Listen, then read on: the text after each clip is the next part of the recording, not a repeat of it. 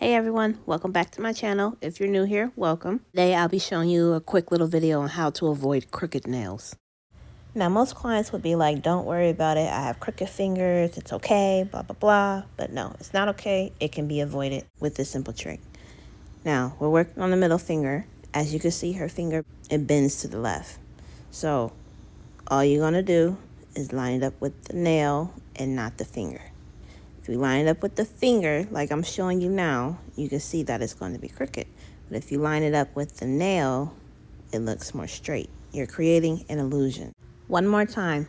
We line it up with the nail and not the finger. Yes, you can use this method with forms and full cover tips, or whatever your preferred method of application is. Now, as you can see, both the nails are straight. Then proceed as normal. If you are curious about these tips, they are on my Etsy shop and my site. Both are on sale for 15% off until the end of May. Links will be in the description. If you have any questions, please leave them down below. As always, thanks for watching.